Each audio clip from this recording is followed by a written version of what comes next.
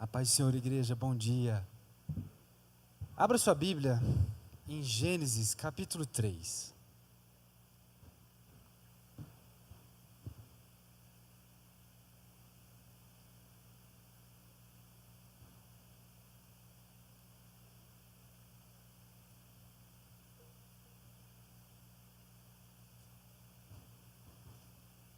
Amém? Nós vamos ler a partir do primeiro versículo.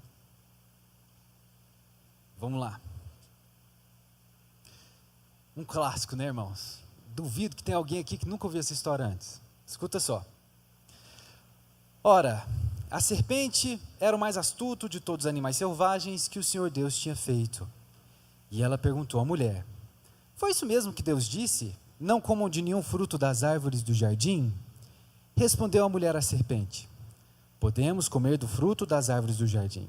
Mas Deus disse: não comam do fruto da árvore que está no meio do jardim, nem toquem nele, do contrário vocês morrerão.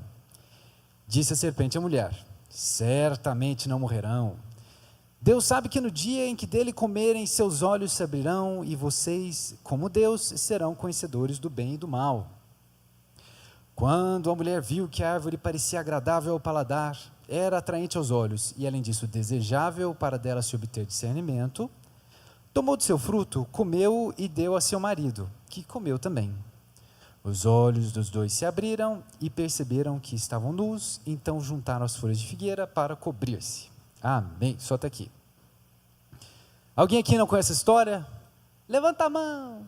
Claro que não, né? Ninguém vai levantar a mão, de vergonha, né, irmãos? Irmãos, essa aqui é o princípio de muita coisa. O livro de Gênesis, como a palavra Gênesis significa, é o início. E eu sempre gosto de repetir essa ideia. Deus, ele criou o universo, ele criou os astros, criou os mares, criou as plantinhas, criou os animais, e só no último dia ele criou o homem e a mulher. A ideia de Deus, irmãos, era muito semelhante a um pai e uma mãe que vão ter filhos. Se você é pai, se você é mãe, provavelmente, quando sua esposa estava grávida, por exemplo, vocês arrumavam um quartinho, pintava a parede, né? Colocava os ursinhos, pintava de rosa, pintava de azul, né? Arrumava o bercinho, arrumava as coisas. Aí, quando o neném chegava, tudo estava pronto. A ideia de Deus era muito semelhante. Ele então criou o universo, criou os astros, criou tudo para quando o homem e a mulher chegassem, tudo estivesse pronto. E Deus os colocou no jardim do Éden. O Éden, irmãos, era o paraíso, um lugar lindo, um lugar maravilhoso. Era como se Adão e Eva eles vivessem num conto de fadas, né? Os passarinhos cantando, os leõezinhos brincando, as zebrinhas tocando saxofone. Era um conto de fadas, né? E além disso, além de todo o prazer e deleite que havia no Éden, o Éden, ele representava um lugar de intensa comunhão e intimidade com Deus. Está escrito em Gênesis que todo dia, na viração do dia, Deus visitava o homem e a mulher, e ele ia conversar com eles. Já parou para pensar nisso? Imagina que você está lá na sua casa e de repente você ouve alguém batendo na porta. Aí na hora que você vai abrir a porta, Jesus! Rapaz, você está aqui, entra aí, Jesus, entra aí, senta aí, estou passando um cafezinho aqui, maravilhoso. Já pensou nisso? Você ter a visita diária de Deus na sua casa. Isso era maravilhoso. No entanto, Deus, ele também criou duas árvores e colocou no jardim. A árvore da vida e a árvore do conhecimento do bem e do mal. Por que Deus criou essas duas árvores e colocou lá naquele jardim? Irmãos, o argumento é longo, então eu vou resumir para você da seguinte maneira. Tem um livro chamado Cristianismo Puro e Simples, C.S. Lewis. Espetacular, eu recomendo ler, ele fala sobre isso. Acontece, irmãos, que inexiste a possibilidade de haver amor sem haver escolha. Nós escolhemos amar. Caso contrário, se nós amássemos a Deus sem ter escolha, nós seríamos um bando de seres autômatos que fomos roboticamente criados para amar a Deus. Só que ele queria que nós escolhêssemos amar a Deus. A árvore do conhecimento do bem e do mal, como a gente leu, Deus proibiu. Falou: Adão, Eva, não come isso de jeito nenhum. Mas chegou uma sirigaita, uma cobra, que Apocalipse avisa que aquela cobra era Satanás, que enganou Eva, e por conseguinte, Eva e Adão comeram do fruto e desobedeceram a Deus. A palavra nos diz que devido a isso, Deus, quando viu que Adão e Eva haviam comido do fruto, ele chegou e falou para Eva: Eva, quando você bateu a quina no dedo da quina da árvore, você sentiu dor? Pois agora, quando você ter filho, você vai ter muito mais. Adão, era difícil trabalhar no jardim?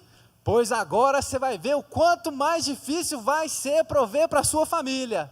Eu vou fazer nascer cardos e abrolhos, eu vou amaldiçoar a terra por tua causa, e daqui a uns anos eles vão criar uma coisa que chama Estado, que vai tomar 40%, 50% do que você produz em imposto.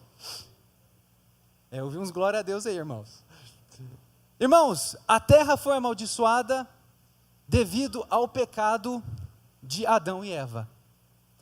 E eu vi muita gente, irmãos, e eu vi vários memes maravilhosos por conta disso, de gente reclamando: olha, se Adão e Eva não tivessem pecado, não tivessem comido aquela bendita maçã, até hoje eu estaria no Éden, estaria feliz da vida, mas eu estou aqui trabalhando nesse tanto, porque aqueles dois decidiram comer aquela bendita maçã. Eu vi um meme, irmãos, já faz bastante tempo que eu vi isso, de uma mulher passando roupa. Eu não condeno ela, tadinha, porque isso é uma coisa que eu detesto na vida, passar roupa, mas, é sério, minha esposa está de testemunha. Quando eu passo a roupa, eu sou pós-doutorado, mestre Jedi, em pegar uma roupa amarrotada, passá-la e ela ficar pior. Aí ela estava passando esse vídeo, né? Ela estava passando uma pilha de roupa e reclamando: Eva, você vai ver comigo, Eva, quando eu chegar no céu, você vai ver o que eu vou te falar, Eva, eu te pego no céu, Eva, porque por tua culpa, porque você comeu aquela maçã, agora eu tenho que trabalhar desse tanto para prover para os meus filhos. Adoro esse tipo de vídeo, irmãos. Só que acontece, irmãos, que assim como Adão e Eva, eles tinham uma escolha entre duas árvores, Deus colocou você e eu na mesmíssima situação todo dia. Porque todos os dias, irmãos, você e eu temos a opção de viver uma vida em obediência, em santidade, em correção, em retidão, ou uma vida de pecado, ou uma vida falando mal dos outros, ou uma vida invejando o que os outros têm. Assim como Adão e Eva, você e eu estamos entre duas árvores. E eu não vou dizer, irmãos, que hoje em dia, não, porque eu acredito que desde sempre, nós da humanidade, nós sempre relativizamos o pecado. Eu só acredito que hoje em dia tem se tornado mais intenso e mais difundido devido às mídias sociais. Isso sim, tem uma coisa que virou moda nos últimos meses, que para mim é um escândalo, que são mulheres famosas, casadas, tascando um beijaço no amigo e falando que casadas também beijam assim os seus amigos. Não sei se alguém viu, tomara que não tenha visto. Relativizando o pecado: não tem problema não tem problema nenhum, não faz a menor diferença. Irmãos, eu sei que esse é um assunto chato de falar em igreja, mas é um assunto necessário. O pecado é coisa séria. O pecado é coisa muito séria. E hoje nós vamos falar rapidamente a respeito do que é o pecado biblicamente e como a gente pode ilustrar isso de maneira a entendê-lo de maneira melhor. Vamos colocar assim. Em primeiro lugar, irmãos, o pecado, ele é um crime contra a lei de Deus, uma transgressão à lei de Deus. Deixa eu fazer uma pergunta para você. Na sua casa, alguém pode entrar calçado ou tem que tirar o calçado na porta e depois entrar? Na sua casa pode ouvir funk? Se alguém fuma, pode entrar na sua casa e fumar lá dentro? Todo mundo dorme 10 horas ou cada um dorme a hora que quiser? Quem dita regras na sua casa? Bom, se você é o dono da sua casa, provavelmente você. Se você não é, quem é o dono da casa dita as regras? Correto? Ok. Quem dita a regra na minha casa? É claro que sou a minha esposa, né? É claro que é a minha esposa que dita. Você concorda comigo, irmãos, que eu não tenho direito, como a sua casa não é a minha casa, eu não sou o dono dela, eu não tenho direito de ditar as regras para a sua casa. Você concorda comigo? Eu não posso falar assim: ninguém pode entrar calçado na sua casa. Eu posso fazer isso? Por que não? Porque da sua casa eu não sou o dono. Também você não pode ditar as regras da minha casa, porque a dona da minha casa é minha esposa. Então você concorda comigo, irmãos, que daquilo que eu sou dono eu posso ditar as regras? Concorda? Amém. Deus criou o universo. Ele é o Senhor do universo, então o universo todo pertence. Uma vez que Deus criou o universo, Ele estabeleceu as regras para dentro do seu universo para serem seguidas. Sendo assim, Deus não é somente o Senhor do universo, como Ele é o legislador do universo. Agora imagina a seguinte situação. Pedrinho matou um cara e Mariazinha viu. Se Mariazinha não falar nada, isso faz dela um cúmplice. Deus, o Senhor do universo, o legislador do universo, Ele vê o pecado do homem, o crime contra a lei que Ele próprio estabeleceu. Mas como legislador, Ele também é o juiz do universo. E se Ele não julga o pecado, isso faz dele um cúmplice. E é por isso que Deus precisa julgar o pecado. O pecado, ela é uma transgressão à lei de Deus, que precisa necessariamente ser julgado. Em segundo lugar, irmãos, o pecado, ele é uma afronta contra Deus. Eu estava vendo que faz uns 2 anos e meio que eu fiz essa dinâmica aqui, e todas as vezes que eu falo do pecado ser uma afronta contra Deus, eu gosto de fazer essa dinâmica, irmãos. Então, se você já viu isso antes, finja surpresa, tá? Fala, nossa, primeira vez. Finja surpresa, mas vamos lá, ó. Imagina, vamos pegar um nome aleatório aqui. Tem alguém aqui que chama Bruno? Tem algum Bruno aqui? Não, então outro nome. Vamos lá, tem alguém aqui que chama Antônio? Ah, meu Deus do céu, Josefa. Tem alguma Josefa aqui? Então vamos chamar ela de Zefinha. Muito bem, Zefinha foi lá na pizzaria Porto Alegre. Aleluias. Foi lá na pizzaria Porto Alegre jantar, rodízio de pizza com as amigas dela. Aí Zefinha, ela foi para a fila para pagar, e aí ela se desentendeu com a pessoa lá. Ela brigou com a pessoa, xingou até a 14ª geração, deu um tapa na pessoa e ficou indignada e voltou para a mesa das amigas.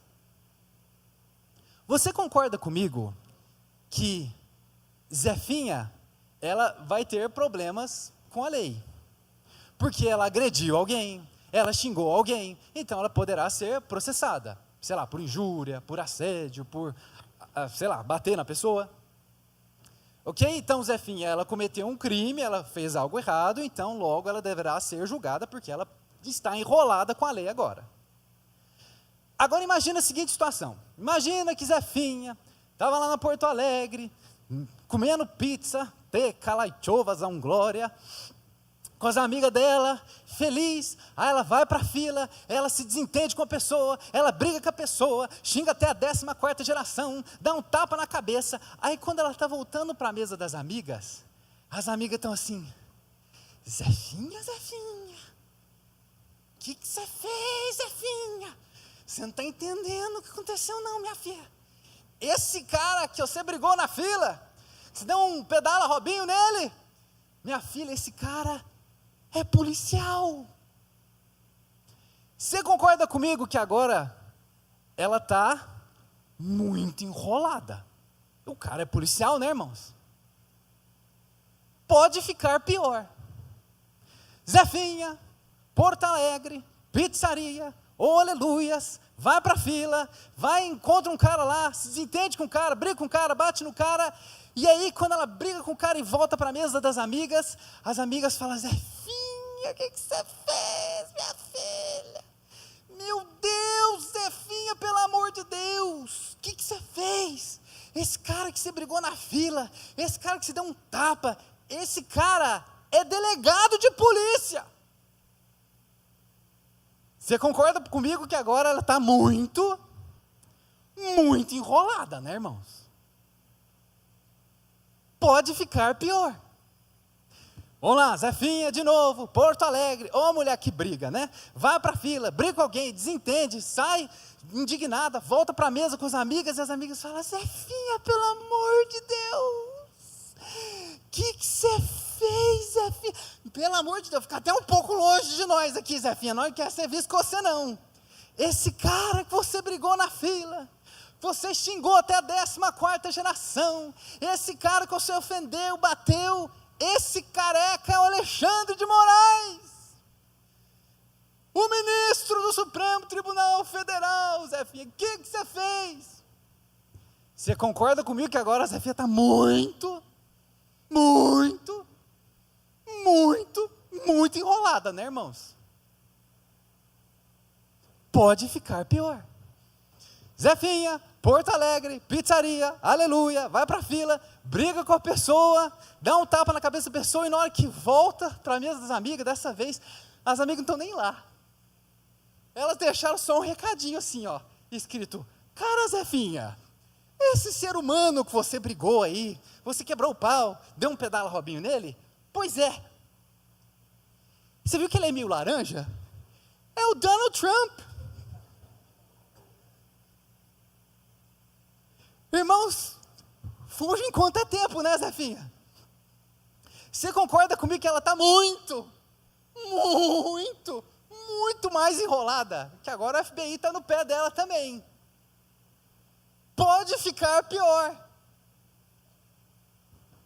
Zefinha, Porto Alegre, pizzaria, Teca Laichovas, glória, vai para a fila, briga com alguém, ofende a pessoa, dá um tapa na pessoa, e quando ela volta na mesa, os amigos nem estão deixando recado mais.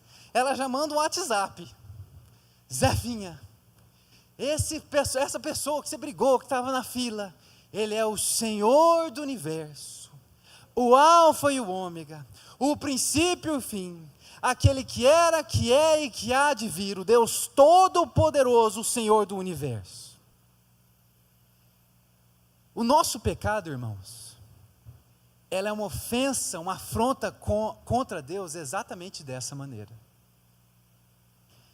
A palavra de Deus diz em Deuteronômio 9:7, que Deus estava falando com o povo de Israel, e ele disse: olha, desde quando vocês saíram do Egito, vocês ficam me tentando, vocês são rebeldes, vocês são um povo de dura cerviz, e eu fiquei tão indignado com vocês, a ponto de pensar em acabar com todos vocês. É assim que Deus enxerga o nosso pecado. Terceiro ponto, o pecado, irmãos, ele é o veneno da alma. A palavra de Deus diz em Salmo 32:3, enquanto eu calei o meu pecado, envelheceram os meus ossos. E eu não estou falando, irmãos, de pecado grande, genocídio, sabe? Não estou falando disso não, irmãos, assassinato. Eu estou falando de pecadinhos. Você sabia, por exemplo, que uma pessoa iracunda, uma pessoa muito irada, ela sempre vai ter problemas no fígado? Uma pessoa muito ansiosa, que não confia, é uma pessoa que sempre vai ter problemas nos pulmões. Uma pessoa arrogante, orgulhosa, irmãos, a arrogância é complicado, porque geralmente uma pessoa orgulhosa e arrogante, ela não consegue enxergar suas próprias mazelas. Ela está cega, ela se acha sempre uma pessoa razoável, uma pessoa melhor, uma pessoa que sabe mais. Ela não consegue enxergar a sua própria arrogância. Mas sabe aquela pessoa arrogante, petulante, que se acha melhor do que os outros? Esse tipo de pessoa, sabia que a arrogância ela provoca problemas cognitivos a ponto de perturbar a memória de curto prazo? É como se a nossa própria biologia, irmãos, o nosso próprio organismo, ele soubesse que ele não foi feito para desse tipo de atitude. Pessoas invejosas têm problemas cardiovasculares. Pornografia, fala a Deus, pornografia, você sabia que a pornografia, ela é o pecado, que ela diminui a sua massa cinzenta cerebral? Sabe o que significa isso? O acesso à pornografia, ele redunda em fazer-nos pessoas mais burras. A pornografia literalmente emburrece. Idolatria. Adoro falar sobre esse tópico, porque muitas vezes nós somos numa igreja protestante, evangélica, né? E muitas vezes quando a gente fala de idolatria, as pessoas pensam: isso mesmo, fala dos católicos. Aham, não tem idolatria na igreja protestante, não. Não tem idolatria, né, irmãos? Não tem gente que idolatra o carro, não, né, irmãos? Eu lembro quando uma vez eu preguei lá numa igreja lá no Distrito Federal, no culto de jovens, e aí um rapaz falou assim, não, eu te dou carona até em casa. E o carro dele, irmãos, era um carrão assim, importado, maravilhoso, todo preto, lindo. E aí o cara não sabia que onde eu morava, naquela época, parte do caminho era estrada de terra. Estava ele, a namorada dele, eu e mais 2 pessoas, que eu não lembro quem era, e a gente estava conversando, e contando as coisas, e estava todo mundo feliz. Na hora que entrou na estrada de terra, esse menino mudou o humor imediatamente. Ele fechou a cara, ficou sério, e ele diminuiu a velocidade do carro para 5 por hora, irmãos. Para passar em cima da terra e não sujar o carro. Chegou no momento que eu virei assim para ele e falei, não, eu me ofereci, eu quis sem graça, né, irmãos? Eu falei assim, você não quer que eu acabe de chegar? Porque é pertinho aqui, é só descer, para você não passar na terra, né? Ele falou, não, tudo bem, Estica, eu te levo até em casa. Mas assim, deu para ver que para ele o carro era tudo para ele. Sabe o outro tipo de idolatria que acontece muito no Brasil? O tal do futebol, irmãos. Pega uma pessoa, não estou falando isso contra os flamenguistas não, tá, irmãos? Quem aqui é flamenguista? Levanta a mão. Quem aqui é flamenguista? Fala, aleluia! Nossa, não tem nenhum flamenguista aqui na igreja, só crente, aleluia. Ou então o povo está comemorando até agora e não veio para a igreja, né? Vamos falar sobre idolatria de futebol. Irmãos, eu lembro quando eu fui lá no estádio Independência, lá em Belo Horizonte, e eu fui assistir um jogo do Atlético Mineiro. E o Atlético Mineiro ganhou. Naquela época o Atlético Mineiro ganhava, né? O Atlético Mineiro ganhou, irmãos. E aí, eu lembro, irmãos, que eu estava saindo do estádio e eu vi os torcedores saindo e cantando o hino. Nós somos o Clube Atlético Mineiro. E eu sou atleticano, né? Eu falei, o Galo ganhou, que legal, vamos embora. Só que eles, assim, enquanto cantavam, irmãos, parecia que eles não eram simplesmente cantando, era como se eles estivessem louvando, adorando aquele clube. É uma idolatria, irmãos. Irmãos, futebol não é pecado não, tá, irmãos? Ser flamenguista, talvez. Brincadeira. Brincadeira, irmãos, brincadeira. Preciso focar aqui, desculpa. Irmãos, futebol não é pecado não, tá, irmãos? E eu especialmente gosto de futebol, para assistir com meu pai, com a minha avó. Eu gosto de juntar as pessoas, né? A gente conversa, dá risada. Eu fico dando risada que meu pai fica dando streamlink quando o Galo perde, que é quase sempre. Aí acontece, eu adoro essas coisas. Não é pecado não, viu, irmãos? Mas existe um limite entre o entretenimento e a idolatria. Eu conheci um rapaz, eu vou falar o time, não me importa não, ele era corintiano. Eu morava num pensionato de estudantes, né? Era tudo estudante da UNB, né? Eu também era da UNB, todo mundo da UNB. E aí, irmãos, era 2011 e o Corinthians foi campeão mundial. Não sei se os irmãos lembram disso, né? E aí, irmãos, quando o Corinthians foi campeão mundial, ele era corintiano, ele era de Pirassununga, né? Corinthians era tudo para ele. Eu lembro que ele cantava o hino do Corinthians, era assim, vivo por ti, Corinthians. Olha só o hino que o cara cantava, vivo por ti, Corinthians. Vamos falar sobre idolatria, né? Irmãos, e eu lembro que quando o Corinthians foi campeão mundial, ele ficou feliz. A semana toda, ele dava bom dia até para os passarinhos no poste, dava bom dia até para os ratinhos que entravam dentro de casa, porque a gente morava num lugar muito ruim. Ele ficava super feliz. Aí, parece que no ano seguinte, o Corinthians estava muito mal, muito ruim, perdendo assim até para o Uberlândia, sabe? E aí, irmãos, eu lembro que o humor dele era completamente determinado pelo resultado do jogo que ele tinha assistido. Você conhece gente assim? O time perdeu, a pessoa, ela fica triste. Eu conheci gente que ficava doente quando o time perdia. Irmãos, a idolatria, ela causa volatilidade emocional, depressão e insônia. Não é que toda pessoa que tem insônia é idólatra, mas é que a pessoa ela tem uma adoração tão forte por aquilo, que isso acaba por prejudicar a sua própria saúde. Não existe pecadinho, irmãos. Todo pecado afeta o nosso organismo. O pecado é uma transgressão contra a lei de Deus, uma afronta contra Deus, o veneno da alma, e tem mais, irmãos. Você lembra daquela musiquinha que se cantava Para as crianças, quando o Espírito de Deus se move em mim, eu canto como o rei Davi. Quando o Espírito de Deus se move em mim, eu luto como o rei Davi, eu danço como o rei Davi, né? Esse corinho, irmãos, ele é muito bonitinho e ele é uma verdade bíblica. Porque quando nós estamos próximos de Deus, Ele nos enche da sua graça. Existe um livro do Luciano Subirá que chama Graça Transformadora. Eu recomendo esse livro, tá, irmãos? Mas eu recomendo não para pirar assim, ir lendo. É um livro que você vai lendo, vai estudando, vai relendo, vai anotando.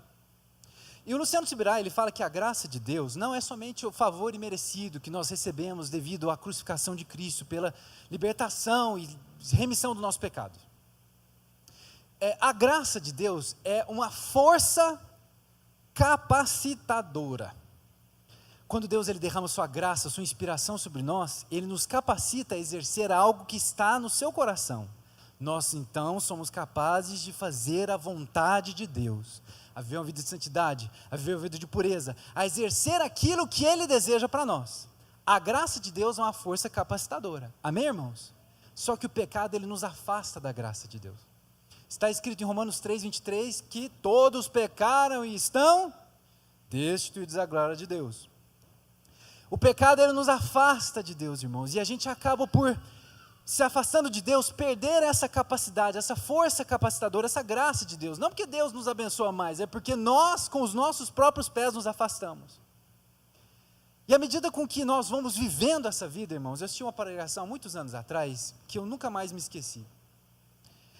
Que um pastor ele falava o seguinte: todas as vezes que a gente tem a oportunidade de pecar, oportunidade de errar, é como se uma luzinha se acendesse na nossa consciência, uma luzinha amarela. Opa! Faz isso não posta essa foto, não manda essa mensagem, não fala com essa pessoa, deleta esse contato, você não devia estar agindo assim, você não devia estar falando desse modo, não assiste esse vídeo, a luzinha na nossa cabeça. Mas quando a gente resolve fazer, não, estou nem aí, a gente faz, é como se a gente destruísse a luzinha na nossa consciência. Uma outra oportunidade, a luzinha acende, quando a gente peca, a gente destrói essa luzinha de novo. Outra oportunidade, outra luzinha, a gente destrói essa luzinha. Acontece que a consciência, ela vai nos avisando, você não devia fazer isso, você não devia fazer aquilo, olha, isso não está certo. E chega um momento, irmãos, que se a gente insiste nessa vida, é como se a gente pecasse e a gente não se sentisse mal mais. Em 1 Timóteo 4:2, Paulo fala a respeito da mente cauterizada. Sabe o que é isso? Você não sente mais constrangimento pelo pecado. O pecado ele te afasta de Deus.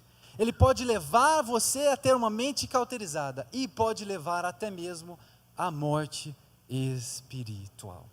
Irmãos, eu sei que essa parte em Romanos 6 está falando que o salário do pecado é a morte, em termos de quando o pecado entrou no mundo, então a morte impera no mundo também, eu sei. Mas eu estou dizendo, irmãos, que a vida de iniquidade, ela pode levar-nos a viver uma morte espiritual. Ah, mas eu não creio em perda de salvação. Deus te abençoe, irmãos, aleluia, glória a Deus, rosana nas alturas. Eu creio que uma vida de escolha, de pecado, pode levar à apostasia, e a apostasia à perda de salvação. Se você discorda, Deus te abençoe.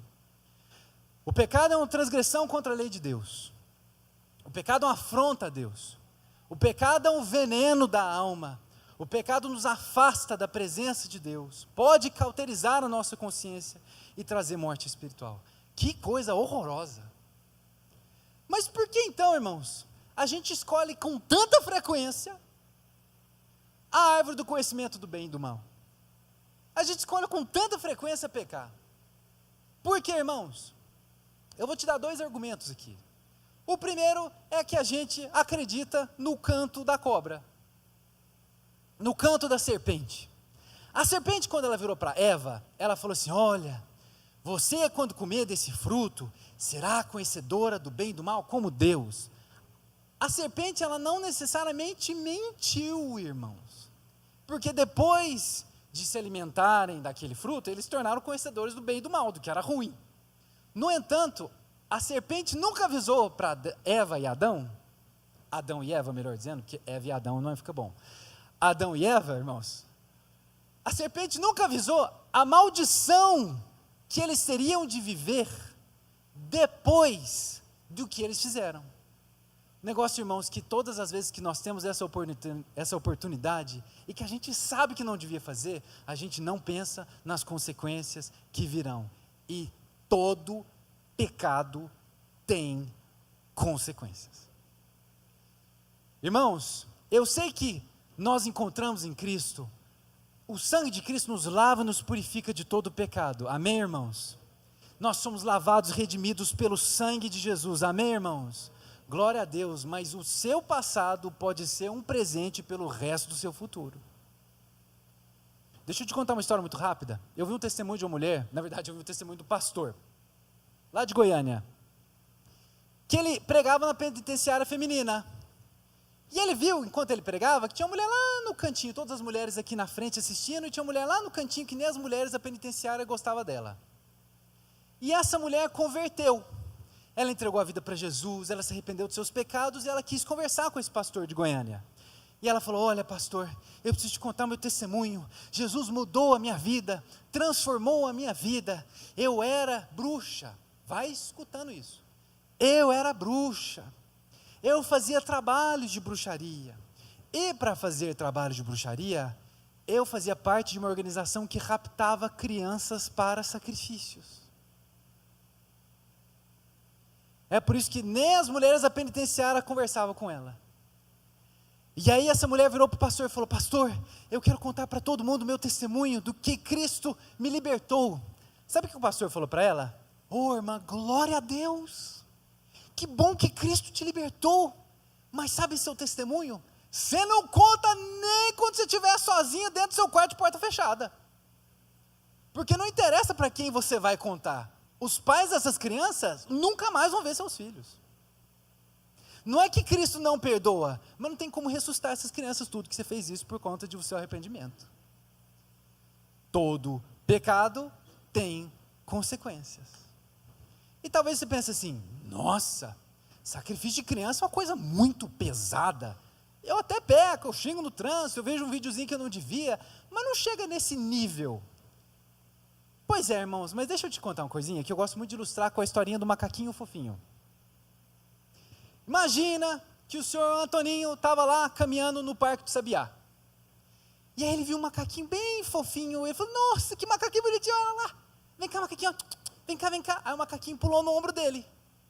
Aí o senhor Toninho falou: nossa, acabei de vir da feira, vou dar uma bananinha aqui para o macaquinho, né? Ele não sabia que esse macaquinho era um macaquinho fugido de um laboratório. Ele era um macaquinho radioativo.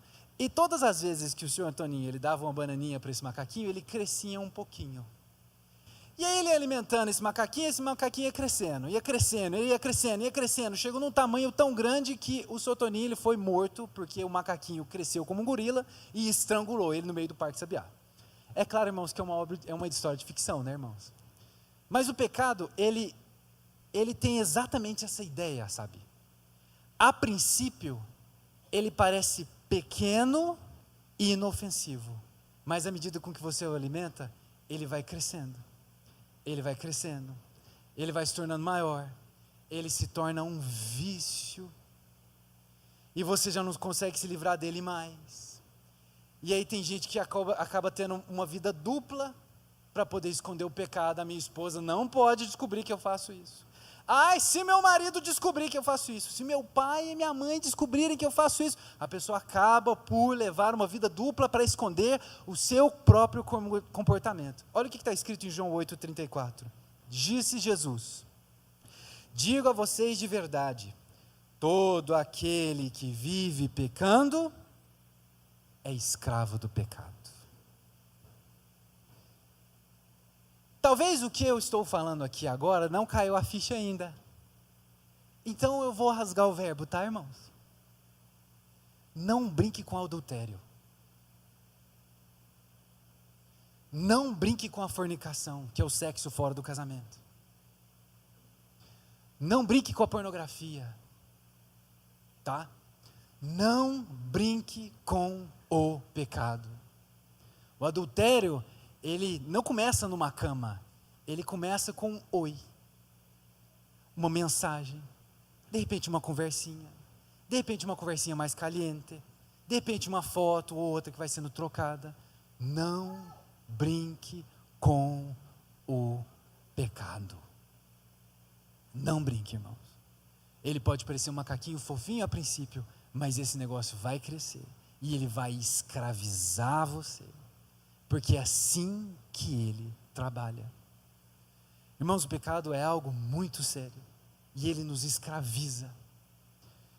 E aí, irmãos, como é que a gente faz para abandonar essa vida?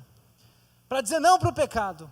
Para viver a vida que a gente sabe que a gente precisa viver e escolher a árvore da vida, a árvore da obediência, a árvore da retidão. Irmãos, eu vou dar 2 conselhos que Deus colocou no meu coração. O primeiro deles é muito simples. Fuja do pecado. A última vez que eu trouxe uma palavra dessa, eu preciso confessar uma coisa para os irmãos. Eu detesto pregar sobre pecado. Um dia eu creio que Deus vai falar assim: ó, meu filho, hoje você vai pregar sobre prosperidade, céu e bênçãos, amém. Mas hoje não foi esse dia.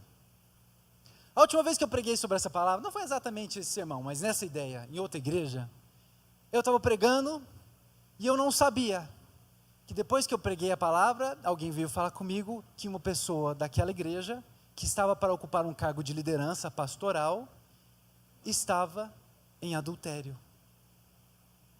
Eu não sei porque Deus veio trazer essa palavra aqui na Monte Hebron hoje de manhã, irmãos, mas o conselho de Deus para você é: não interessa a situação que você se encontra, fuja do pecado.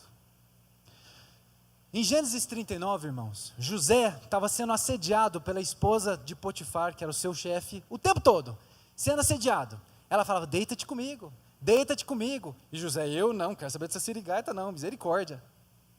E aí um dia, a esposa de Potifar teve uma ideia genial. Ela tirou todo mundo, todos os empregados da casa foram embora, ficou só ela e José. E ela partiu para cima de José, agarrou José. Aí o que José fez, irmãos? A Bíblia não diz que o José falou: sai de mim, filha de Belial.